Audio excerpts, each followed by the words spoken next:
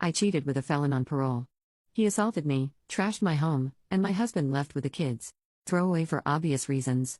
I am 31, married to a 33-year-old electrician, and the mother of 2 kids who used to stick construction paper turkeys to our fridge and argue about who got the blue cup. I am writing this because I need to say it without trying to dress it up. My marriage was ordinary in the way that keeps bills paid. My husband leaves before sunrise, comes home with drywall dust in his hair, and falls asleep sitting up during cartoons. I manage a dentist's front desk where the days are a loop of appointment reminders, insurance hold music, and fluoride varnish. We are not rich. We are not poor.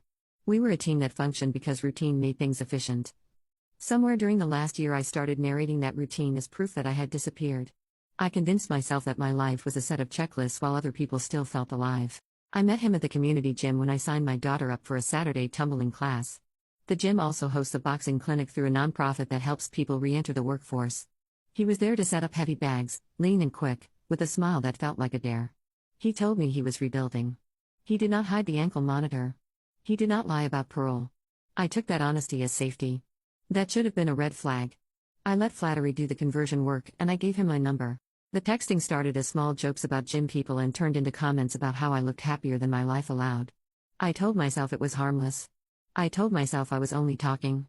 I met him on my lunch break and let him into my car. The guilt arrived like a mist that never soaked my clothes, only made everything feel damp. I decided I would stop. I did not stop. Affairs are a series of small concessions to your worst impulses, and each one is easier because the last one did not kill you. At home I became efficient in ways that looked like virtue. I prepped lunches the night before, packed backpacks early, and laid out outfits so I could keep my phone in my hand without it looking strange. My husband noticed the distance and tried to cover for what he thought was stress. He folded towels like a hotel video he once watched. He did the school pickup on days I said work had exploded. I used his kindness as cover because the story I was telling myself needed a supporting character who would not ask too many questions. The man I was seeing grew possessive. He wanted my time when I was bathing my son and filling in reading logs. He wanted to come by. I said no because I am not a complete fool. He pushed. He said he wanted to see me somewhere real. I kept saying no, then said yes, because boundaries you have already bent snap in strange directions. I picked a weekday afternoon when my sister had the kids at the park. I told myself I would end it. That was another lie in a pile of lies. He arrived with restless energy that filled the room like static. He walked through our living room touching things, not tenderly, more like a landlord inspecting a unit he never planned to fix. The ankle monitor blinked when he shifted his weight. He dragged a finger across the photo ledge and made a face at the family pictures. When I tried to steer him toward the door, he stepped closer, and when I stepped back he stepped again. The first shove landed in the soft space between my shoulder and the wall. Nothing cinematic, just a blunt message. I felt shock before I felt pain.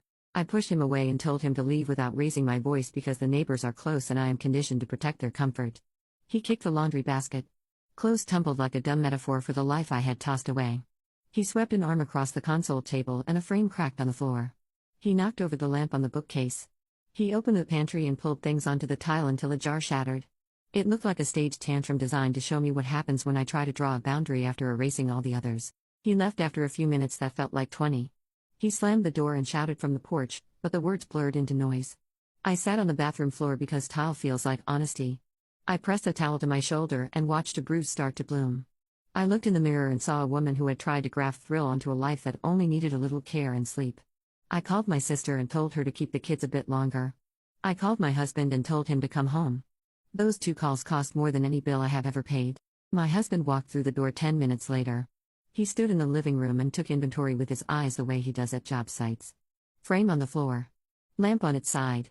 Pantry mess visible from the hall. He moved to the bathroom and looked at me sitting on the mat with the towel. He opened the freezer, took out the cold pack we keep for soccer bruises, and handed it to me. He took pictures of my shoulder and the mess because documentation is what he knows how to do when something is broken. The officers arrived and wrote a report. They told me how to get a temporary protective order and explained that parole would be notified. They asked how he got inside. I said I let him in. There is no clever way to dress that up. I gave a statement with my hands shaking while my husband stood there looking like someone who had been handed blueprints for a house already burned down. An officer said we should have a safety plan. He looked at my husband when he said it, and that look landed like a judgment I had already earned. After they left, my husband packed a bag for the kids. He moved like a man preparing for rain he knew would come. He took their favorite plush toys, their school folders, and the inhaler. He loaded the truck. He said he was taking them to his parents for the night and asked when my sister would be done with the park so he could pick them up. I answered and he nodded once and walked out. There was no yelling. There was only a quiet exit that ended the version of our family that had existed that morning. I sat on the porch with the cold pack and the paperwork and listened to the neighborhood carry on with its normal evening. Drills started. A dog barked at a sprinkler. Across the street, a teenager practiced free throws. My house smelled like spaghetti sauce and broken glass. I wondered whether anyone had almost knocked and then decided it did not matter. I had invited the chaos and then acted surprised when it showed up. By the time the sun dropped, the mess looked like still photographs instead of a live event. I straightened what I could and left the rest as evidence. I called the nonprofit whose boxing clinic had first put him in my sightline and left a message saying he had violated parole conditions in my home. I filled out the protective order forms. I texted my husband the case number because that felt like the only proactive thing I could do that was not self-pity. He read it and did not respond. When I finally lay down, the bed felt too big and too loud with absence. The worst part was not the bruises or the broken things. The worst part was knowing my kids would wake up in a different house asking normal questions. The most honest answer to all of them was that their mother put a match to the life they loved. Morning would bring consequences that had their own clocks. Night brought a silence I had earned, trashed my home, and my husband left with the kids. The next morning started with a courthouse line and a clipboard. I filed for a temporary protective order, answered questions about dates and times, and tried not to cry when the clerk asked whether I felt safe going home. I wrote no because writing yes would have been another lie. The officer from the night before called to say parole had been contacted. He said a compliance officer would follow up. He did not promise anything. He only explained procedure. It was strangely comforting to hear the slow machinery of consequences begin to grind. My husband stayed at his parents'. He texted a schedule for pickups and drop-offs that read like a work order. I saw our kids in the afternoon at my sister's. My daughter climbed into my lap and told me about a spelling test. My son showed me a dinosaur sticker. Children have a way of holding a mirror without knowing it.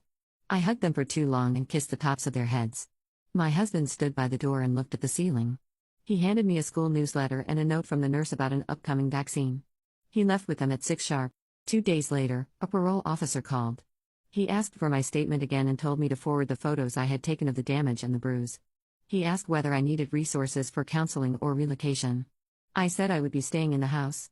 He said compliance would do an unannounced check.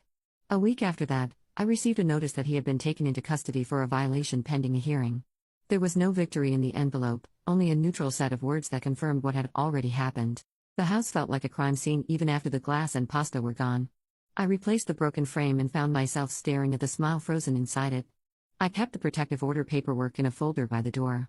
I added a cheap camera doorbell. I changed the locks even though the officer said it was not required. I learned which neighbors were going to make it weird. One of them left a container of cookies on the porch like the aftermath of a funeral. Another avoided eye contact for weeks, as if there was a contagion. CPS called. An intake worker asked careful questions about the incident, the kids' presence, and whether there was a pattern. I told the truth. The visit went as well as a visit like that can go. The worker looked around, made notes about smoke detectors, and thanked me for being cooperative. I closed the door and sat on the floor with the same cold feeling I had on the night he shoved me. Shame is heavy.